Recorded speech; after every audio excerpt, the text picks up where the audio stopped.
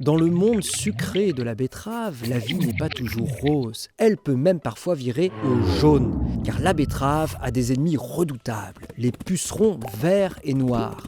De leur petit nom scientifique Mysus persicae et Aphis fabae, ils sont bien connus dans les vergers et les champs de colza, car ces minuscules insectes d'à peine 2,5 mm sont vecteurs de tout un tas de virus. Et une fois qu'ils ont élu domicile sur la plante, impossible de les en déloger. Dès l'apparition des premières feuilles de la betterave, ils s'y installent confortablement et lui transmettent le virus de la jaunisse. Le virus affaiblit la betterave, ses feuilles deviennent jaunes, la plante fabrique beaucoup moins de sucre. Et c'est toute la filière de production de sucre, de bioéthanol et de pulpe dans les 20 sucreries françaises qui est en danger.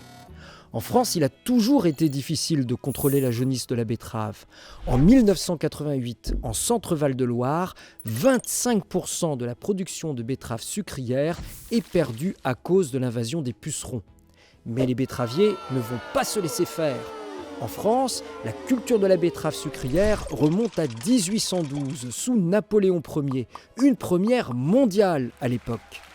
Résultat, aujourd'hui, la France est le deuxième producteur de sucre de betterave à l'échelle de la planète. Alors il faut tenir son rang.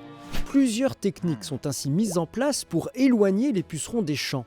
La plus efficace consiste à utiliser un traitement insecticide préventif de la famille des néonicotinoïdes, directement sur les semences de la betterave. C'est la technique d'enrobage des semences. L'insecticide forme une enveloppe protectrice autour de la graine dès son plus jeune stade de développement.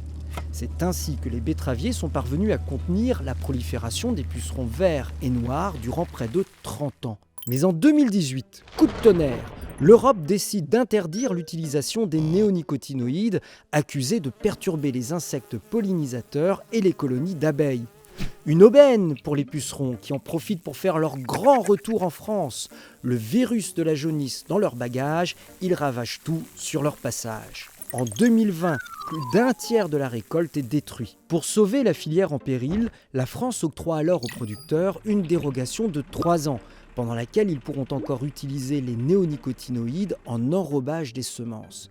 Mais il faut trouver d'autres moyens de lutte pour protéger les cultures. De nombreuses solutions alternatives aux néonicotinoïdes sont explorées. Parmi elles, des produits phytopharmaceutiques conventionnels. Mais les pucerons montrent déjà des signes de résistance à certaines molécules. Les chercheurs testent alors des méthodes de stimulation des défenses naturelles de la plante et travaillent sur la sélection de variétés de betteraves résistantes au virus de la jaunisse.